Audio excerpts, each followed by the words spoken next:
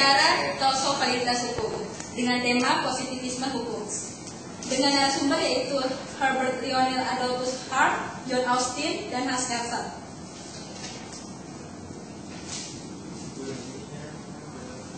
Baik, kita langsung saja kepada pokok permasalahannya. Saudara John Austin dan Hans Kelsen, bagaimana kabar Anda hari ini? Teori apa yang Anda keluarkan seputar permasalahan hukum saat ini? Positivisme hukum. Bisa Anda jelaskan apa itu positivisme hukum? Positivisme hukum muncul pada abad ke-19, di mana terdiri dari dua kata, yaitu positif dan isma. Di mana positif adalah hukum yang berlangsung di dalam masyarakat saat ini, dan isma adalah ajaran. Sehingga positivisme hukum itu adalah ajaran yang menjelaskan tentang hukum yang berlangsung di dalam masyarakat saat ini. Positivisme hukum memandang perlu adanya pemisahan antara hukum dan moral, antara hukum yang berlaku dan hukum antara des dan des soles. Bagaimanakah kategori hukum menurut Anda? Kategori hukum menurut saya harus dibersihkan dari percampuran dengan moralitas dan ilmu sosial. Ethical cleansing of law disebut dengan teori hukum murni, the pure theory of law. Disebut dengan teori hukum murni, hukum adalah suatu keharusan yang mengatur tingkah laku manusia sebagai makhluk rasional. Hukum yang digunakan adalah hukum positif saat ini, yaitu ius constitutum, bukan hukum yang dicita-citakan atau ius constituendum. Lalu bersumber pada apakah suatu hukum itu? Bersumber dari Bruno, di mana ialah tata atau hierarki peraturan perundang-undangan yang tertinggi. Saudara John Austin, apakah yang dimaksud suatu hukum yang tetap logis dan tertutup itu? Hukum itu perintah dari penguasa, yaitu kanun teori. Suatu negara harus ada perintah dan ada yang memerintahnya baru dapat dibuat menjadi hukum. Hakikat hukum terletak pada unsur perintah itu sendiri. Apa hubungannya dengan pihak superior? Yang dimaksud dengan pihak superior yaitu pihak superior itulah yang menentukan apa yang diperbolehkan dan apa yang tidak diperbolehkan. Kekuasaan tersebut memaksa orang lain untuk taat kepada hukum tersebut. Hukum itu diberlakukan dengan cara menakut-nakuti dan mengarahkan tingkah laku orang lain ke arah yang diinginkannya. Jadi hukum itu perintah yang memaksa yang dapat saja bijaksana dan adil, atau bisa juga sebaliknya.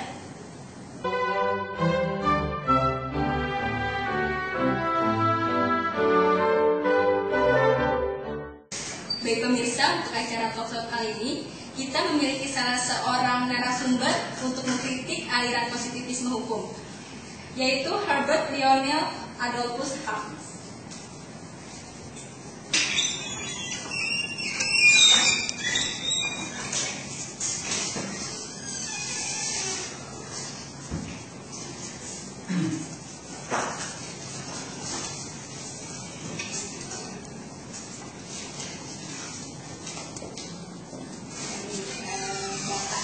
Dari pendapat yang dikemukakan oleh Austin tadi, apakah Anda setuju?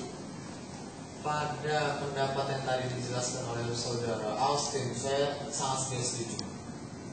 Lalu bagaimana tanggapan Anda mengenai teori yang dikemukakan oleh Austin?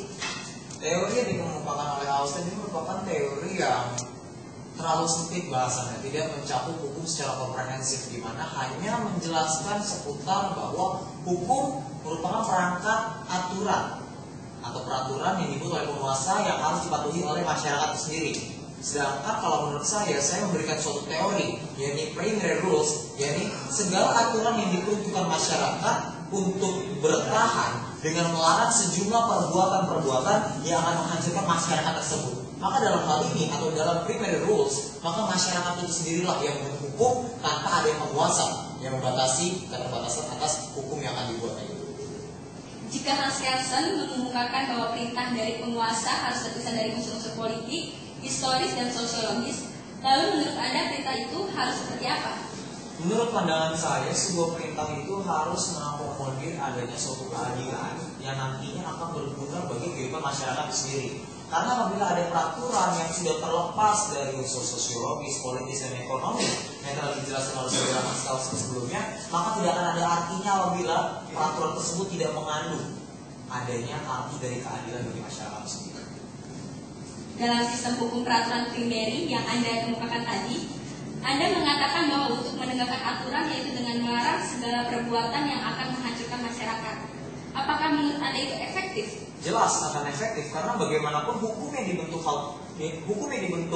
pada masa itu yaitu hukum yang dibentuk dan lahir dari rahim pemikiran masyarakat itu sendiri, tanpa ada tekanan dari pemimpin ataupun suruhan dari pemimpin untuk menjalankan suatu perbuatan hukum tertentu. Dalam hal ini masyarakatlah yang mengungkapkan suatu hukum, kebutuhan suatu hukum, dan juga apa yang akan terjadi nantinya apabila melanggar suatu ketentuan yang telah ditentukan oleh sejumlah masyarakat tersebut. Baik, terima kasih. Sekian perdebatan seputar positivisme hukum yang dikemukakan oleh Hans Kelsen dan John Austin beserta pengkritiknya yaitu Hart. Oleh karena itu kami ucapkan terima kasih.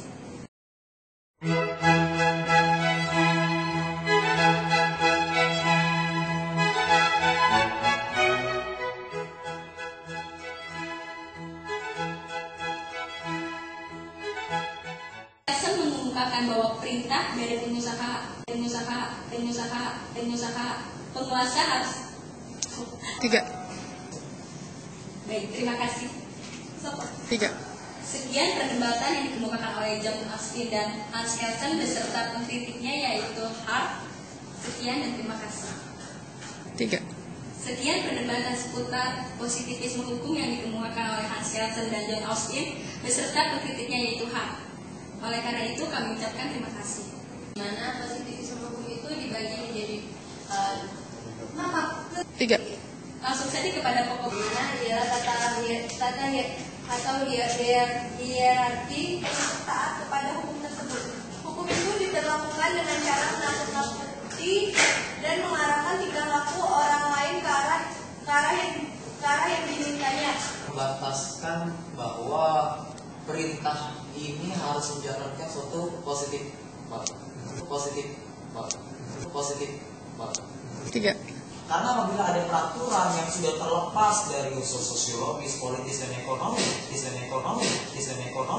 yang telah dijelaskan oleh saudara